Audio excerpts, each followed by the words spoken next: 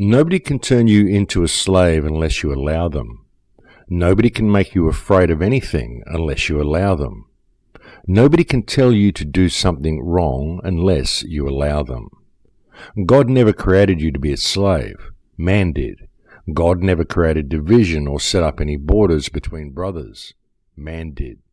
God never told you to hurt or kill one another. Man did. So why is man your God and not the Creator?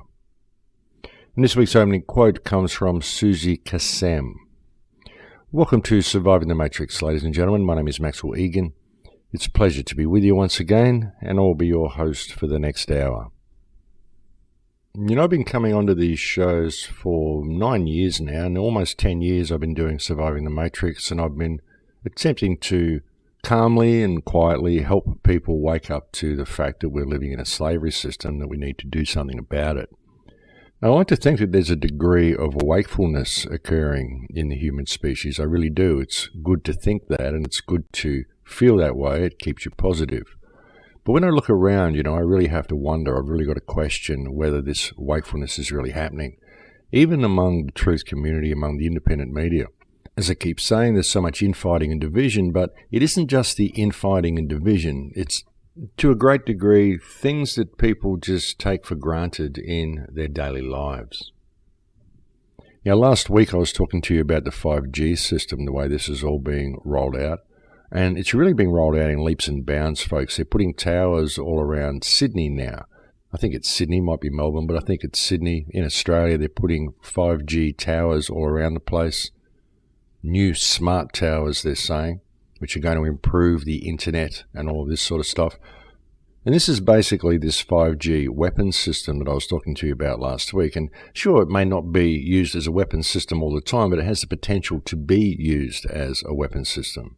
And when you look at how this smart world is being rolled out and we're being kind of sucked into it, whether we want to be sucked into it or not, it's a very, very disturbing future that is unfolding.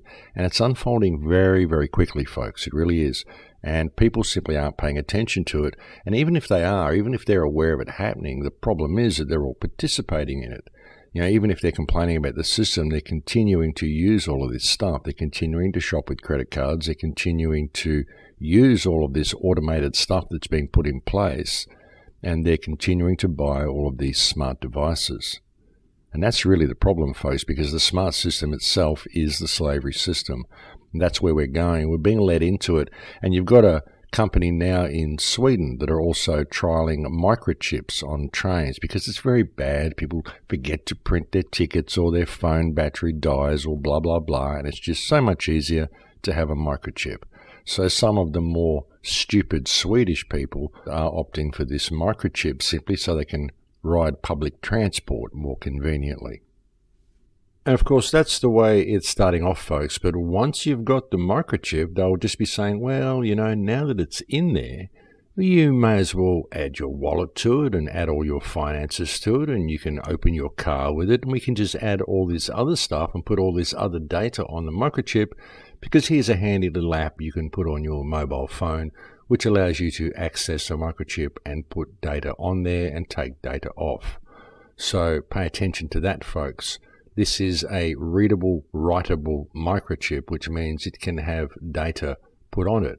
It's programmable from an external source. So one might question how programmable it is from a nearby 5G tower and who might be putting that programming into it.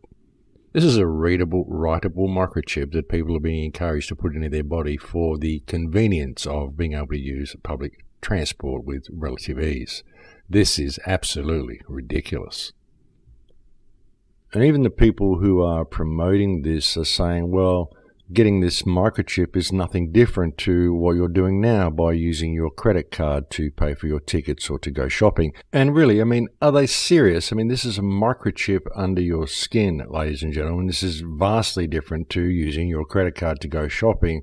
And the potential for abuse of this technology is quite literally off the charts, but they're saying, oh no, it's really worth the risk. I suppose they are responsible enough to at least use the word risk. And they're using this as a way to promote the technology. But really, when you look a little bit deeper, you can see why they are using it as a means to promote this technology, because people are using their credit cards and everything now to go shopping. And they're right, folks. There's nothing really different about it except that it's an implant under your skin. So, of course, that's different. But ultimately, the technology is the same. It's just this same microchip technology. You've got a microchip in your credit card. That's what you're using to go shopping. They're just making it more convenient for this to now be under your skin. And it's going to start off consensual, but it's not going to end up that way if people don't stand up and do something about it. And the way to stand up and do something about it now is to stop using your credit cards and stop using all this automated rubbish that they're rolling out, folks. I've been saying this for years. I mean, I don't use credit cards to go shopping. I don't use any of the automated stuff. And if I have to use it, I complain about it. I make a noise about it. I let them know that I'm not happy with supporting organised crime, because that's what this is. This is all supporting organised crime and government corruption. That's what this whole automated system is.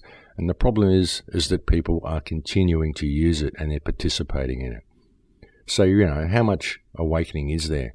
Well, people are going to continue to be led down this path because, like I said, it'll start off consensual, but it won't end up that way. It'll end up mandatory.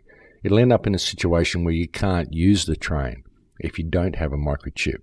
You can't access your funds if you don't have a microchip. And something else that's kind of disturbing about this, and something that's been in the back of my mind for a while, I mean, as much as I like to support any breakaway from the central banking system, there's always been something strange to me about this whole digital currency, Bitcoin, cryptocurrency thing. And as much as, like I said, I support breaking away from the banking system, I support what Bitcoin is apparently supposed to represent, but I've always been a little bit concerned about it. I mean, because ultimately it is a digital currency. And something else they're promoting, even with this introduction of microchips in Sweden for train fares, one of the things they're using to promote it and to make it seem so user-friendly is they're saying that it's also being used to open digital wallets and Bitcoin. So that's kind of interesting, folks. You can get a microchip so that you can access your Bitcoin wallet. This is very, very sus, ladies and gentlemen, but this is where it's going. And it's going that way because we're not paying attention, or if we are paying attention, we're not really doing anything about it because we're continuing to use this digital system. And once it's rolled out, folks, then it's rolled out, and you can complain about the government all you want. If you're going to use the government's control system, which is what all of this digital currency and digital mechanism and so-called Internet of Things, this digital everything is, then you're just ignoring the obvious that is right in front of your face and right under your nose. All this is leading towards transhumanism, folks, as I keep saying. That's where it's all going. The microchipping, the merging of human consciousness with AI, this is where it's going. This is where they're taking us. Facebook is actually working on an algorithm now whereby people will be able to type by thought. That's what they're doing, folks. They were doing it with games a few years ago. There were games that came out, you could put on a headset, and you could control the game by thought. I think they've worked out so now you can do it without the headset. I mean, you'd have to check up on that. I don't really research games that much, but they've been working on these sorts of neural links for a while through neural dust and all sorts of things, and who knows where they're putting this neural dust. Perhaps they're putting it in the food. Perhaps this is what's in the chemtrails. I would suggest that it is. But you can see where they're going with it, folks. You imagine being able to type to Facebook via thought. And when you combine this with some of the things I was talking about a couple of weeks ago, I did a show where I was talking about a free energy device, and I spoke to you about carbon fiber bones that have been created as well, 100 times stronger than steel, how these are going to be used for bone replacements in people. But what's it really about, folks? What it's really about, I would suggest, would be creating superhuman skeletal frames for transhumanist cyborgs, whatever they're going to create, that are going to be coming in the future. And they're talking about the transference of consciousness, and they're talking about the fact that they can already do this. I mean, if you look at some of the research that Elon Musk has been presenting to the world, he's been saying, well, we're on the verge of being able to do this now. We just have to work out the correct interface and the right sort of link up.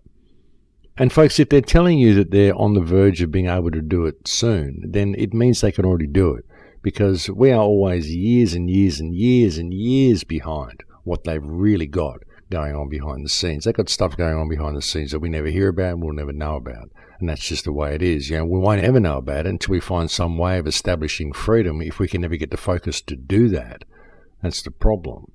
But this is the way it's going, folks. We're being dragged into this transhumanist reality without even being given a choice in the matter. And as much as we complain about it, the people that are trying to alert others to the fact that it's happening are still using all of these smart devices and are still participating in this system.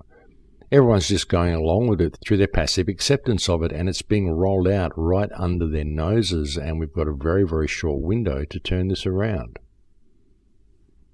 We're constantly squabbling about all of these external issues, bashing each other over the head over all these different wars and who's the good guy and who's the bad guy, whether Trump's going to save us, whether Corbyn's going to save us, whether it's the Jesuits or the Jews or the Illuminati or whatever it is, whether the Earth's round or flat or whatever anybody wants to argue about. Just get out there and argue, folks. That's what they want.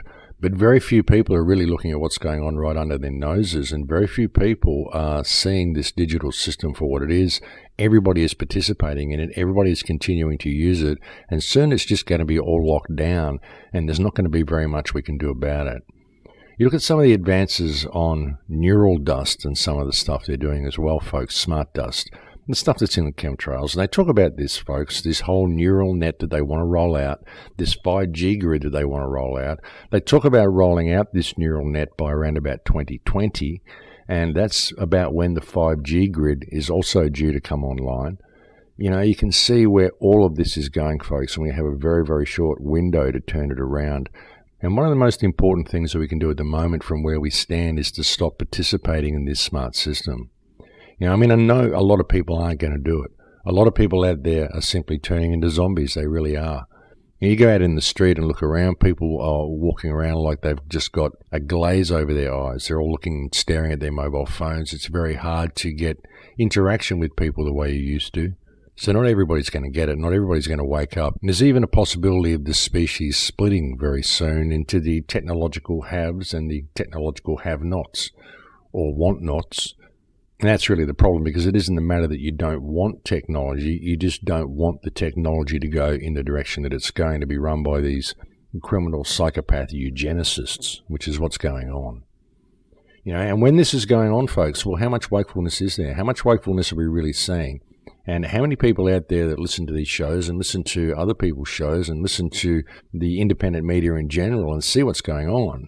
How many people are actually doing something about it by not participating in the system and not supporting the growth of this technology and the takeover of this technology? That's the thing, folks. If you're still supporting it, then why are you complaining about it? And what you've got to do, unfortunately, is stop using some of the conveniences that are being laid out before you. And most importantly, stop using your credit card and stop using anything that's becoming automated. Tell them that you won't use their company unless you can interact with a human being. It's as simple as that. And what else can you do, folks? Well, many people are only really affected by their wallets, and they're only really affected by what they perceive is this legal system. A lot of people think that the Matrix is real, so perhaps there's elements within the Matrix that we can use to wake people up, and it turns out that there is. There's a friend of mine who's been looking into his life insurance. He's actually got life insurance with Lloyd's of London, and he's found out that Lloyd's of London will not insure him against electromagnetic pollution. They won't insure him against cancers or anything like that, any type of illnesses that he gets because of electromagnetic radiation. There's all sorts of studies that show that this 5G network is very bad for electromagnetic pollution, folks. It's very bad for people's health. And so the rollout of this 5G network is effectively going to invalidate his life insurance.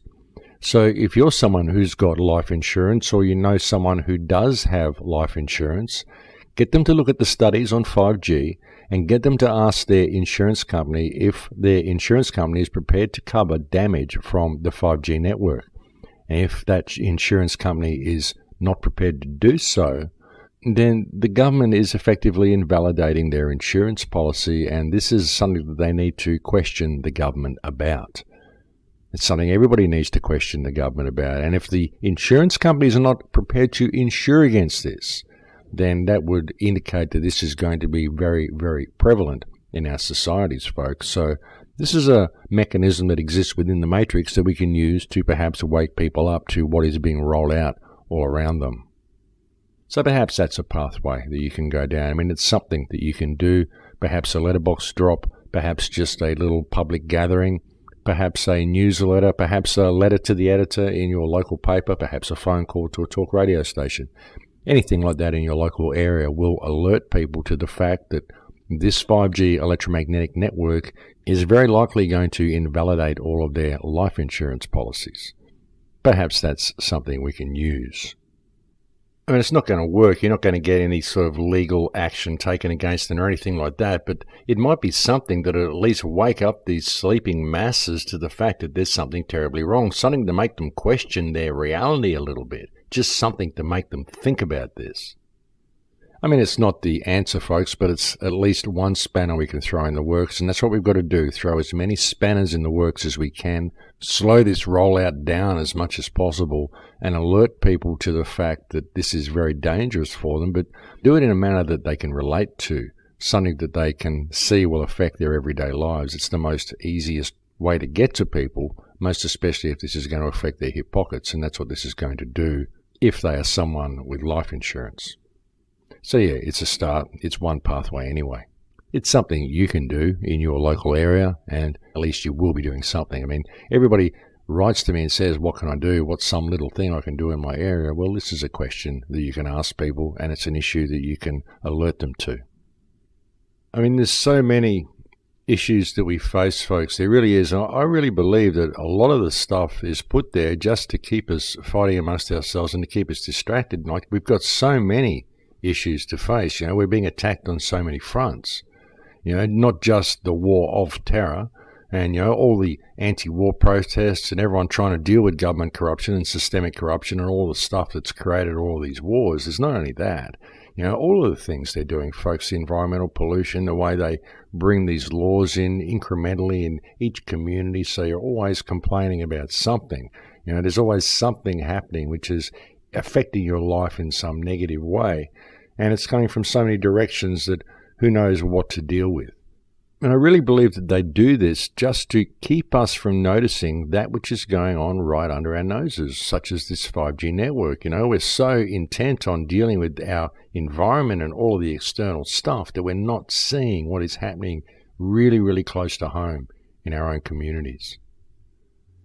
And even saying that, I mean, sure, in our own communities, such as the rollout of these 5G boxes, but really what's happening in our own lives, it's this convenience reality that we've been immersed into, the way we've allowed ourselves to be led into this digital world, the way everybody's walking around looking at their mobile phones. Everyone's using apps to do everyday things now. Everyone's immersed into this world and they can't seem to escape from it. You know, a lot of people can't imagine what life would be like without their mobile phone. They can't imagine what it would be like without their computer, without all of this digital stuff that they've gotten so used to. And none of it's real. None of it exists in the real world. It's all a virtual world. And they're leading all human reality into this virtual world. You know, they're leading all of your wealth, which used to be gold and silver and then turned into paper fiat currency, is now turning into digital credits on a screen which will disappear as soon as the electricity goes out. I mean, what's that? What sort of a world is that, folks? But that is the world that we have been led into, and we're continuing to be led into because we're participating in it every day. You know, it's our unwillingness to give this up. And it's something that isn't real. So why is it so hard to give up? That's the question. I mean, it's not human, it's not life, it's not tangible, it's not something you can pick up and touch, it's not something you can eat, not something you can breathe, it's not anything that actually exists, it just all exists in a virtual world. And we're transferring every aspect of our lives into this virtual world. And like I said, folks, it's all leading towards transhumanism, but it's all leading towards this really bizarre future that these people want to create. You're looking at things like programmable matter. You know, if you tie this in with what I was talking about before, the bones being created from nanocarbon and, you know, the superhuman skeletal structures they're capable of creating, you look at programmable matter and what they can do with that, and you think about the fact that we're all breathing and eating nanotechnology. There's this whole smart grid being put in place. What's in this nanotechnology? If you look at programmable matter and some of the advances they've made with programmable matter, the goal was to reduce it to the nanoscale. So what's going on with us? You look at this smart grid that's been put in place, folks, this 5G grid, programmable matter. People are breathing this stuff in. Where are we going? Where are they taking us? You look at the neural net that they're talking about, and when Elon Musk talks about this, as I said, they are talking about it, and they are saying that they have found a way of doing this and transferring consciousness. They just have to perfect the interface. But when you look at this, folks, what they're saying is that it's going to create a symbiote. He even uses the word symbiote. It's going to create a symbiotic relationship between the human being and the AI. This is a merging of man with machine, and not just a neural merging, but also a biological merging of man with machine. And while this is happening, it's immersing the mind of the person, the human mind of the subject or participant or victim, I would suggest. It's immersing this mind into a hive mind, into a neural network which everybody will be connected to and which will be controlled by AI. Now, what sort of a reality does that sound like, folks? That's a reality that we are not going to want to participate in. But not only that, the thing is that even those who do not want to be part of this neural network will be part of this neural network through the nanotech, the programmable matter that they've been breathing, and the 5G network that's been put in place. And what will the police look like in this new world, folks? Well, I would suggest that that will be who will be getting these superhuman bones and all of the stuff that they're bringing online with all of this nanocarbon bone fiber that they're constructing. This is the creation of a group of beings that are going to be like Terminator, only they're going to be able to think as clearly as humans. And they're going to be very, very powerful. And how are real human beings ever going to be able to compete against these type of creations in a world that is economically based? That's the way it's going, folks. It's going to be a unbelievably bad reality if we allow those who are controlling the system to roll this out. And if it continues and it does get rolled out, then the kids growing up into this system, the kids growing up in the future, are not going to have any reference point for what freedom once looked like or what freedom may have looked like. They're not going to have any reference point to know what humanity once was. They're just not going to know, folks. They're not going to know what it's like to think independently. They're not going to know what it's like to have their own creative potential and to be able to experience that, to experience the world the way it really is. None of this is going to happen for the generations that are coming up if we allow this system to come online. And the thing is that it's coming online now. It's coming online through our passive acceptance of this convenience society. But how do you alert people to this? Because like I said, what's going on, and apart from all the division and all the fighting that we've got in the independent media and everybody arguing amongst themselves, it's people's failure to pay attention and their passive acceptance of all this is creating the problem. But really, it's not just acceptance. It's not just people's compliance to the system. It's everything. It's the distrust that we see that is spread so rampantly amongst the truth community, independent media now, and it's also the memes that have infected people's minds. The meme of fear porn, for example. I mean, there's been a lot of people out there that have been promoting fear porn, such as Alex Jones has been selling fear porn for years. He's made a fortune out of it. But it's got to the point now that if you bring a clear and present danger into the minds of people, they see it as fear porn. You can't talk about the truth anymore. You've got to talk about how we're all heading for this wonderful, enlightened future, when if you look around you, you really don't see that. I mean, I see the potential for a wonderful and enlightened future, but I can also see the reality that it's not going to happen unless people participate in creating that future. And that's one of the real problems, folks, is that people just don't want to look at the dark side. They don't want to really see what's happening. And when they do see it, they want to wait for an external savior to come along. You know, they believe that Christ is coming or whatever, something's going to happen. You know, a lot of the Christians, I mean, there's a lot of Christians out there that are very, very awake, folks. They really are. There's a lot of people that have been warning us that the New World Order is coming for a very long time, a lot of Christian people. But unfortunately, they're in this state of inaction because they believe that they're going to be saved without having to participate themselves. And I find that very unfortunate. You know, I really do sympathize with a lot of Christians, and I really do agree with a lot of what they say. We just differ in the opinion of who is going to be responsible for sealing our future. They feel that it has to be Christ, and I feel that it has to be us. And that's really the only difference, I think, with a lot of the views that I have with these people. A lot of them are very good people. But there's so much distraction, folks, and there's so much that's keeping us apart. But the real issue is that even if we weren't being kept apart, the thing that many of them, I believe, are failing to see is that they are still participating in the system. They all talk about the beast system that's coming. That's what many Christians believe the microchip to be. It's the mark of the beast. But they don't realize that they're already using the mark of the beast every time they use their credit card. You know, it's their participation in that system. If they want to sit there and wait for the world to get all bad, well, it's going to get bad, but they could stop using their credit cards now. They could stop participating in that system now and withdraw support from it, and it couldn't come online. It's as simple as that. That's the thing they're not looking at. They're just waiting for it to come online and sitting back in fear and waiting for it to get all terrible. And unfortunately, there's the belief in there that it's okay for them to do that, because if it does get all terrible, Jesus is going to come and save them. A lot of people, it's kind of like a love-hate relationship. Unfortunately, a lot of Christians inside want Armageddon to come. They want the big apocalypse to happen. They want the big war at the end of times because they believe Christ is going to come and save them after it. They don't realize that this war could actually be averted, and we could end up in a golden age. We could end up in a place of absolute paradise, a place that this world was created to be to begin with, I would imagine. Whatever this world comes from, I mean, I think it has the potential to be very, very wonderful were we only to pay attention to that. And I think it's our failure to do so that keeps it all going, folks. But, you know, even these people could stop using this system. They could stop participating in it now. If people stop participating in it, then it can't come online. It can't lead us to what this inevitable conclusion is going to be. And really, when you step back, folks, like I say, you look at this whole transhumanist agenda, look at some of the stuff that's been put out there by Ray Kurzweil, by Elon Musk, look at the predictive programming we've been subject to over the years, look at the creation of these nanocarbon fiber bones and all the stuff that's being brought out into the public domain. And they've been working on this for years and years and years, folks. You know, there were people trying brain transplants and head transplants back in the 50s and 60s. So things have been rolling out in this direction for a very long time, folks. But what they really want to do is transfer consciousness into AI, and they're pretty well there. They're pretty well at the point they can do it. They've just got to find a way of creating public acceptance of this happening. And if the public aren't prepared to accept it, well, they'll just trick them into it. And that's what's happening.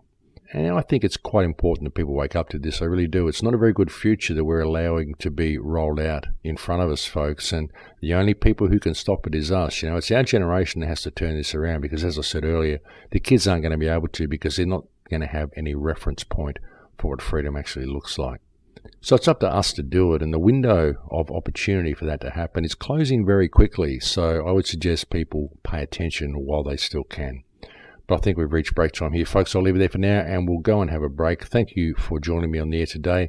It's always a pleasure to have your company, and I'll speak to you again in a few minutes. Don't go away. And welcome back.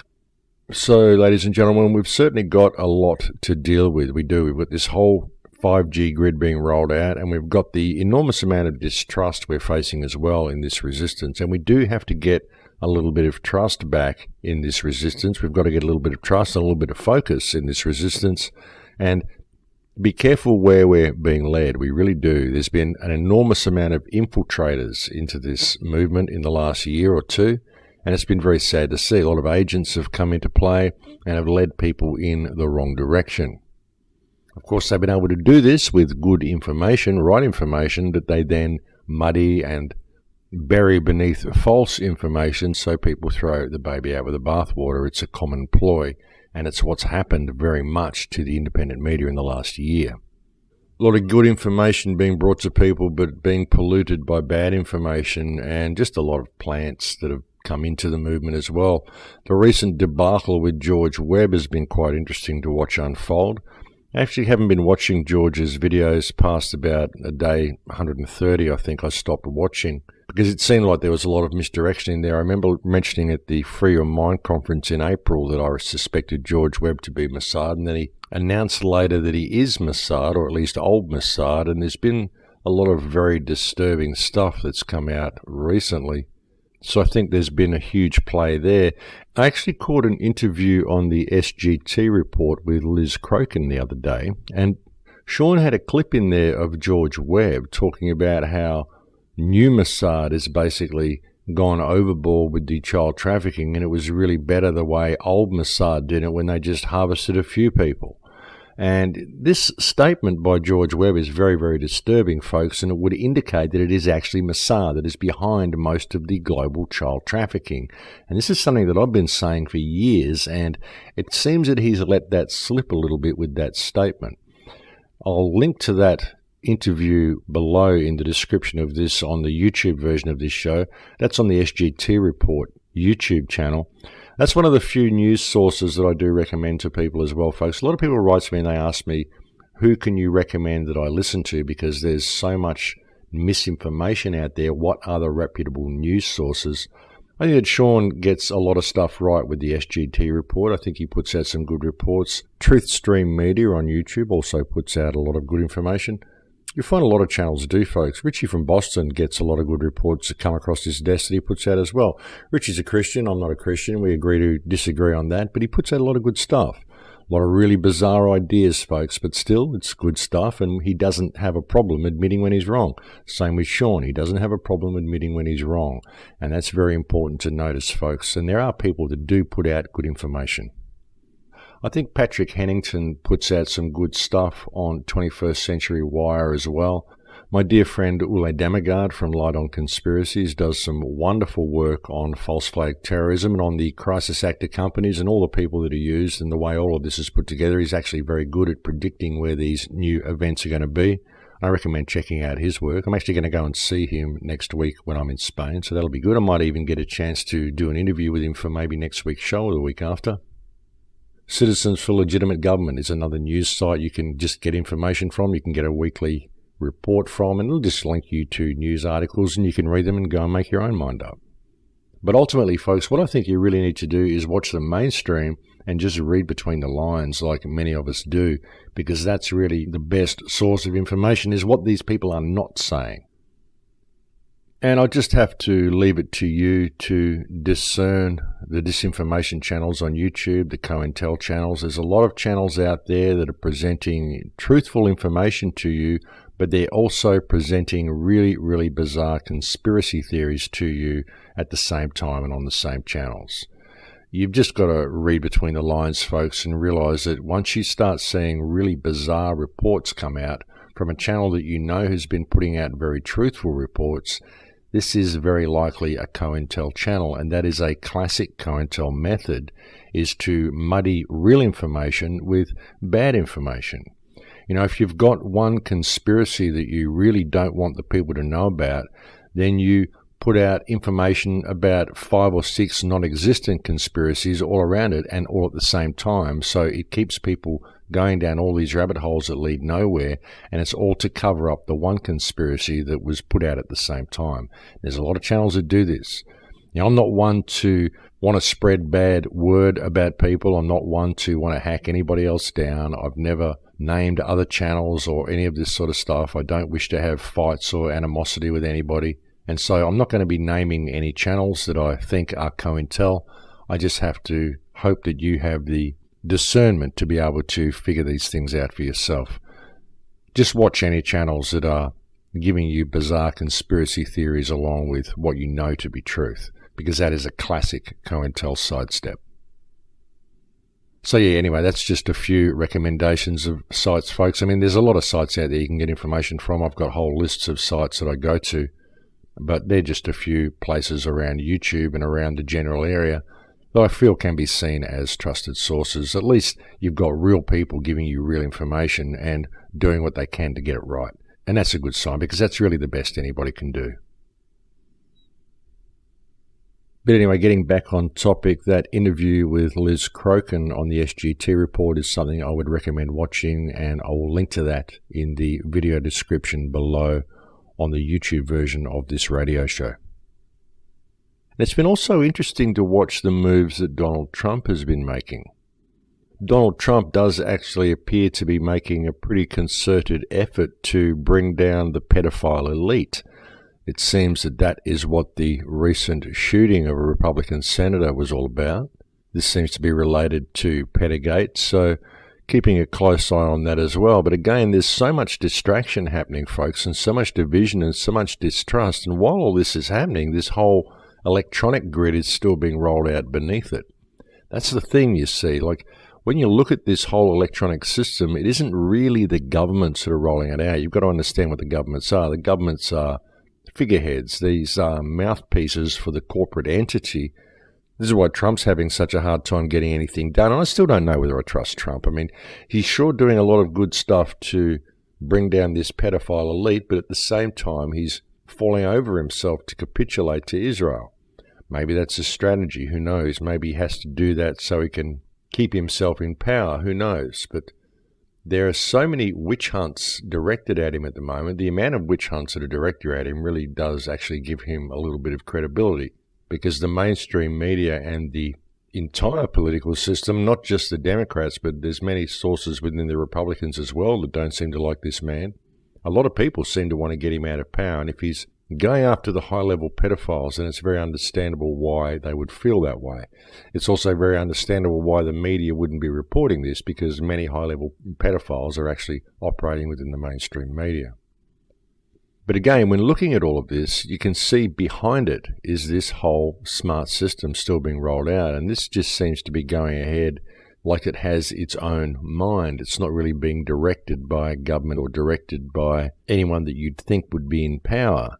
It's just this thing that is happening, this scientific reality that's going on in the background that's gradually sort of putting this net out that is encompassing everything else. You'll find agencies like DARPA and the Council on Foreign Relations and the Trilateral Commission and the Rockefeller Foundation. You'd find these sorts of organizations are who is behind this neural rollout and this smart rollout. It isn't really the government that's doing it. The government is simply the facade that people look at, simply the puppet show that the people have got to try to find their way through the system, and really it's just a puppet show. As you can see by Trump having so much difficulty getting anything he wants to get done actually done. It certainly does seem like there's a lot of people who would like to impeach Donald Trump, though. Of course, this is very predictable, folks. We knew this was going to happen. We spoke about this way back in the beginning when he was first elected, that it was very likely he would get impeached for some reason. And it seems that that is well on the cards. People are certainly pushing it in that direction.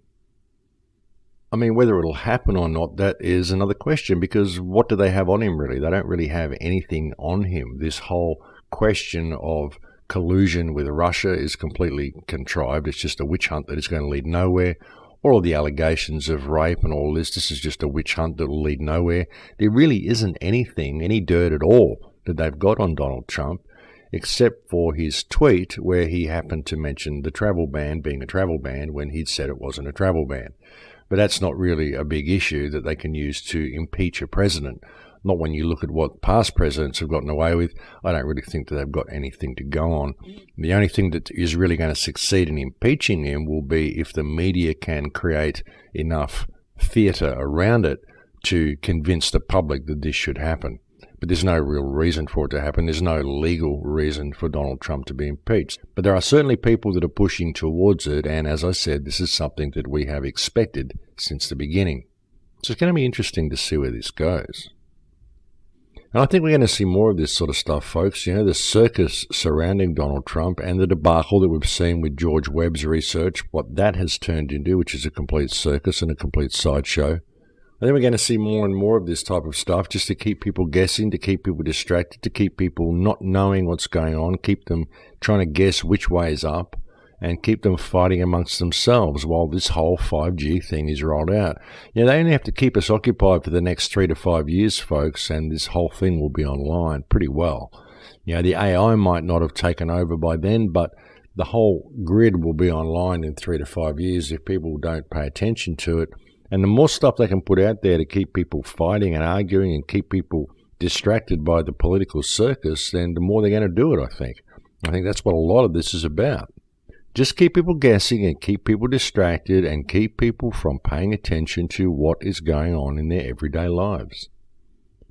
And really, that's always been the number one name of the game, folks, distraction. That's what the media's main game is. That's what the government's main game is. Just keep people distracted so they do not notice what is going on around them.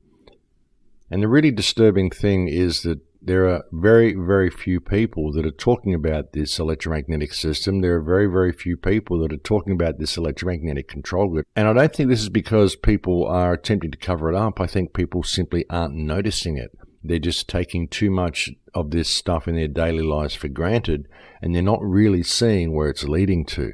There's not enough people connecting the dots between the nanotechnology and the chemtrails and the smart grid, because it's all connected, ladies and gentlemen. And really, like I said, that's why I think they're ramping things up so much in the world now. They're making sure that there's so much to deal with, because this whole system is being rolled out around us. And you look at these towers that they're installing in Australia. I mean, these look like something out of Terminator. They do. They look like something out of some bizarre future where you're living in an electromagnetic prison system. I mean, these have LED lights on them as well. So you've got LED street lighting, which is also a smart tower. This sounds very, very sus, folks. This is like some weird dystopian future that you'd see in some bizarre science fiction movie. Equilibrium or something. And the thing is, when this smart system is rolled out, it's going to exert control which is unprecedented in the human condition. It really is. It's going to control us in so many ways, folks. And it's going to have access to the most personal details of all of our lives. And not only our lives, but also possibly our minds, and possibly access to our bodies as well, if people start getting these smart devices on their bodies, i.e. microchip implants, or even smart contact lenses and things. And that might sound a bit strange, folks, smart contact lenses, but I actually have a friend who's working for a company called Novartis, which is a medical organization, scientific medical research, but it's partnered with Google, as you do when you're a medical company. So what's Google doing involved in this? What this company, Novartis, one of its subsidiary companies, whose name escapes me at the moment, is actually working on smart contact lenses which will deliver people their dose of insulin every day. Think about this, folks. This is a contact lens which contains enough medication to be able to deliver a dose of insulin to someone. And presumably this isn't a one-off dose. Presumably this is a timed dose. So the smart contact lens knows when the patient needs their insulin, and so it releases a certain amount into the eyeballs at a certain time. So presumably these contact lenses can contain multiple doses of particular medications. So what other types of medications could they put in these smart contact lenses? And how might these medications be activated by the 5G smart towers? You've got to really look at where they could take this, folks, and what sort of abuses this technology paves the way for. Like I said earlier, the possibility for abuse of all this technology is quite literally off the charts, folks. I mean, you go and buy a set of contacts and you don't know whether these contacts contain some type of medication which may cause you to think or act in a certain way. Be a great way to set up Manchurian candidates, wouldn't it? A great way to give people hallucinogenic experiences so they think they're going mad and lock them into hospitals. I mean, the possibilities are endless. What you can do with this sort of technology, folks. Smart contact lenses being developed by a company that is affiliated with Google. Think about that. So you ask why we are seeing so much theatre in the world, why we are seeing such complete political theatrics right across the Western world, in all of our political systems, folks, and so many issues, all of this terrorism on the ground, all of this stuff that's going on in Europe, everybody's fear of Muslims, everybody's fear of everything. It's absolutely outrageous, and everybody is caught up in identity politics and all squabbling left and right and this and that. It's incredible, folks. The amount of distractions that we've got and the amount of infighting within the resistance, it's absolutely outrageous. And while this is happening, as I said, all of this is being rolled out right beneath us, right in front of our noses. The entire 5G system. And what will it be by the time it comes out? It'll probably be 6G. And then they'll be able to go, oh, look, see, you said that the 5G system was going to do all this stuff and it didn't, and now we've gone to 6G. Yeah, well, it probably will go to 6G, probably go to 7G. God knows how high it will be by the time they get the whole thing online properly. But where it's going, folks, is where it's going. And when you look at the mainstream, you look at MIT, look at the reports coming out in mainstream science journals, it all points towards this same agenda. You look at the DARPA agenda for neural dust, and what's DARPA doing involved in neural dust? This is a defense organization, a defense contractor. What are they doing involved in neural dust? Why do they want to map the human brain? Why do they want to be able to monitor people's thoughts? And that's what all of this stuff can do. And the technology that we're aware of, as I keep saying, folks, this is stuff that is in the mainstream, and this is not really what they've got. I mean, they've got stuff which is way, way in advance of what we have. I mean, look at the stealth bomber. They had the stealth bomber back in the 1970s, and we didn't even find out about it until the Gulf War. So, you know, they've got this technology hidden from us, and that's a stealth bomber that they had hidden from us, folks. That's pretty big. You think about the nanotech and some of the stuff that they've got hidden from us in labs. We don't have any idea how advanced these people really are with these programs. And it's all out there in the mainstream. And now you see these towers being put up around Australia. You see these 5G grid boxes being put up around everywhere. And like I said, they're being put up at street level. These aren't a communication device, folks. Why is there so many of them? Why is this 5G system needs so many relay boxes? These aren't like the normal mobile phone towers that you see that project long distances. These are all ground level. These are all communicating with each other. This is an entirely different system, folks. And nobody's noticing it because of all of the theatre that we're being subject to at the moment, all the social theatre, the political theatre, the theatres of war, everything, folks. There's so much stuff coming at us from so many directions, and people simply aren't seeing the forest for the trees. I mean, a lot of people are. And a lot of people are addressing a lot of really important issues, and it's important that all these issues are addressed. But it's also, I believe, extremely important that people pay attention to what's going on around them at the same time. You know, we have to stop this being rolled out, folks, because once this gets rolled out, it's going to be very, very difficult to roll it back. And once this does come online, then it's really going to lock us down. It's going to prevent us from being able to do the type of research that we can do now. It's going to prevent us from being able to present the type of information that we're presenting to people now. You know, it's going to constrain us in as much as it's going to lock us into a digital system where we simply don't have access to the things we need to function on a normal level unless we comply. And that's the problem. Those of us who won't comply will simply be cut off and will be left out in the cold, and that's the way it's going to be. And the way this society has been trained to discard anybody who rebels against the system, anybody who's seen as being below the poverty line. These are the scum of the earth. You don't want them. And all they have to do to put you below the poverty line is to black jacket you, cut off your digital access to everything, and suddenly you can't buy food, you can't pay rent, you can't pay your bills. And because it's an economically based society, well, you're out in the cold. That's just the way it goes. And that's what they have the capability of doing once this system comes online if people don't pay attention to what is happening. You know, I know we've got a lot of issues to deal with. We've got a lot of stuff on the ground. We've been deceived by so many people on so many levels in this truth movement, in this resistance. There's been such a mishmash of conspiracy theories just interjected into all of it to turn it into a sideshow.